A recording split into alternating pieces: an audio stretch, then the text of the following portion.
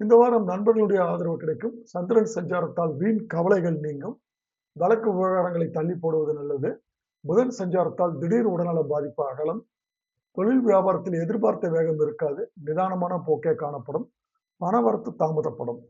தொழில் வியாபாரத்திற்காக கடன் வாங்க நினைப்பதை தள்ளி போடுவது நல்லது. உத்தியோகத்தில் இருப்பவர்களுக்கு வீண் அலைச்சலும் வேலை பளுவால் மன சலிப்பும் உண்டாகும். குடும்பத்தில் திடீர் குழப்பம் ஏற்பட்டு நீங்கும்.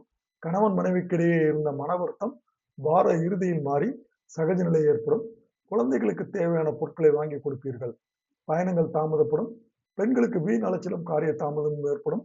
கலைத்துறையினருக்கு உடல்நலத்தில் அக்கறை தேவை. அரசியல் துறையினருக்கு நன்மை உண்டாகும். மாணவர்கள் பாடங்களை கூடுதல் கவனத்துடன் படிப்பது நல்லது. அஸ்வினி, இந்த வாரம் உங்கள் வளர்ச்சியில் இருந்த முட்டுக்கட்டைகள் நீங்கும். பயணங்கள் செல்ல நேரலாம். பணவரத்து திருப்தி தரும். கடினமாக உழைக்க வேண்டியதாக இருக்கும். அதன் மூலம் நல்ல பலன்கள் கிடைக்கப் பெறுவீர்கள். மேலிடத்தின் கனிவான பார்வை உங்கள் மீது விழும். டென்ஷனை குறைத்து வேலைகளில் கவனம் செலுத்துவது நல்லது. பரணி, மன மகிழ்ச்சி கிடைக்கும். நீண்ட நாட்களாக இருந்த பிரச்சனைகள் குறையும். மறைமுக எதிர்ப்புகள் நீங்கும். எந்த ஒரு காரியமும் சாதகமாக முடியும். சுக்கிரன் சஞ்சாரத்தால் வாக்கு வன்மையால் நன்மை கிடைக்கும். நோய்கள் நீங்கி உடல் ஆரோக்கியம் உண்டாகும். கார்த்திகை 1ஆம் பாதம். தொழில் வியாபாரம் திட்டமிட்டபடி சிறப்பாக நடக்கும். பழைய பாக்கிகள் வசூலாகும். எதிர்பார்த்த நிதி உதவி கிடைக்கும். அரசாங்கம் மூலம் நடக்க வேண்டிய காரியங்களில் சாதகமான நிலை காணப்படும். உத்தியோகத்தில் இருப்பவர்களுக்கு வேலை பளு வீண் அலைச்சல்கள் குறையும்.